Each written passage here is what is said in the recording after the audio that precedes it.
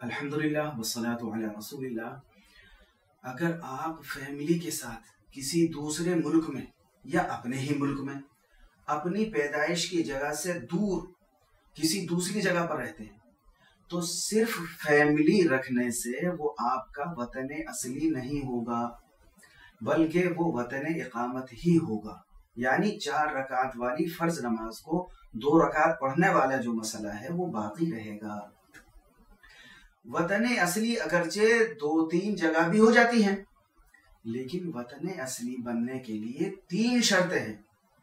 तीनों शर्तों में से एक का पाया जाना ये जरूरी है।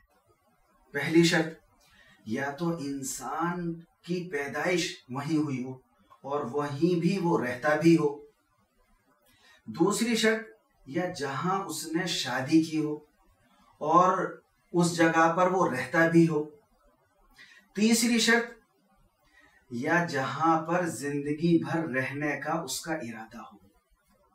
इन 3 शर्तों में से अगर कोई एक शर्त भी किसी जगह पर पाई गई तो वो वतन असली हो जाएगा।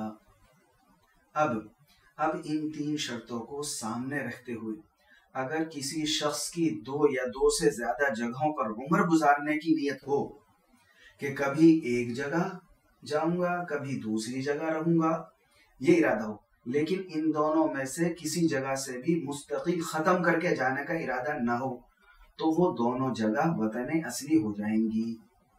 अब अगर थोड़ी देर के लिए भी इन दोनों जगहों पर जाएगा वो शख्स तो पूरी नमाज पढ़ेगा, मुसाफिर नहीं होगा वो शख्स। लेकिन दूसरी जगह पर रहने वालों का आम तौर पर यह इरादा होता है कि जब तक नौकरी या मुलाजिमत या कारोबार कर रहे हैं, जब तक यहाँ रहेंगे फिर वापस अपने वतन चले जाएंगे। इस इरादे से वो वतन असली नहीं होगा, बल्कि वतन इकामत ही रहेगा। लेकिन अगर ये इरादा और उम्मीद हो कि कारोबार या नौकरी मैं करूं ना करूं, मुझे यहीं रहना है, मेरे बच्चे या ऐसे लोग वहां पर मौजूद हैं जिनके साथ मैं रह सकता हूं, ऐसी सूरत में वो भी वतन असली हो जाएगा।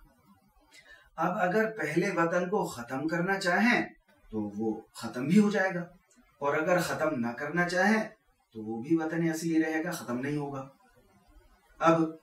अब वतन इकामत वो होता है जहां पर आपका पूरी जिंदगी रहने का इरादा ना हो, कुछ दिन रहकर वापस आने का इरादा हो। अब अगर वतन इकामत में थोड़ी देर के लिए आप जाएंगे या 15 दिन से कम रुकने की नियत करेंगे तो कसर नमाज करेंगे, यानी 4 रकात वाली फर्ज नमाज 2 रकात पढ़ेंगे।